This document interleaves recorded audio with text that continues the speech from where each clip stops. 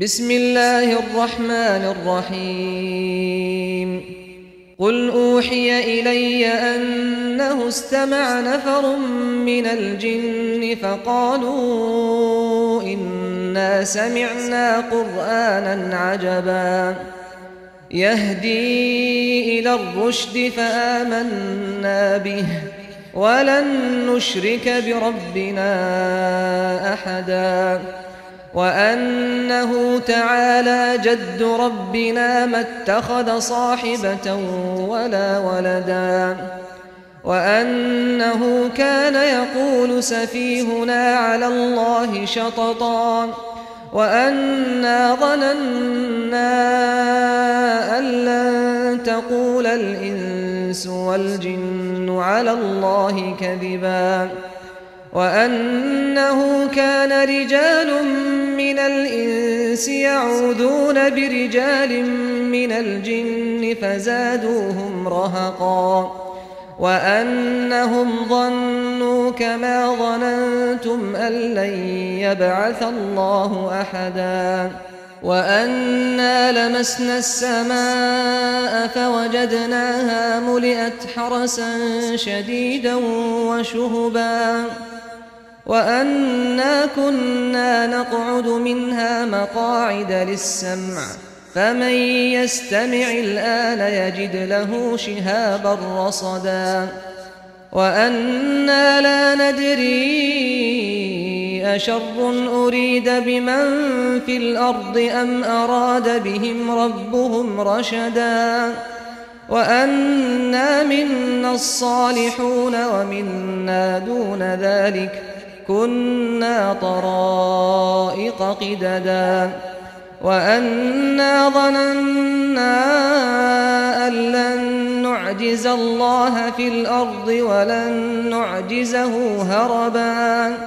وأنا لما سمعنا الهدى آمنا به فمن يؤمن بربه فلا يخاف بخسا ولا رهقا وأنا منا المسلمون ومنا القاسطون فمن أسلم فأولئك تحروا رشدا وأما القاسطون فكانوا لجهنم حطبا وأن لو استقاموا على الطريقة لأسقيناهم ماء غدقا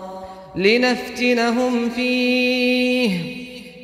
ومن يعرض عن ذكر ربه يسلكه عذابا صعدا وأن المساجد لله فلا تدعوا مع الله أحدا وأنه لما قام عبد الله يدعوه كادوا يكونون عليه لبدا قل إنما أدعو ربي ولا أشرك به أحدا قل إني لا أملك لكم ضرا ولا رشدا قل إني لن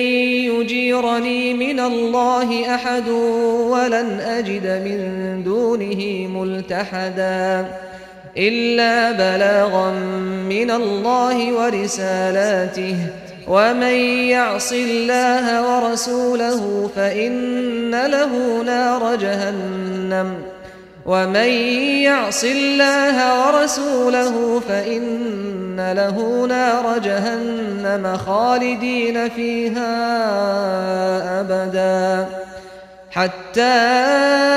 إذا رأوا ما يوعدون فسيعلمون من أضعف ناصرا وأقل عددا قل إن أدري أقريب ما توعدون أم يجعل له ربي أمدا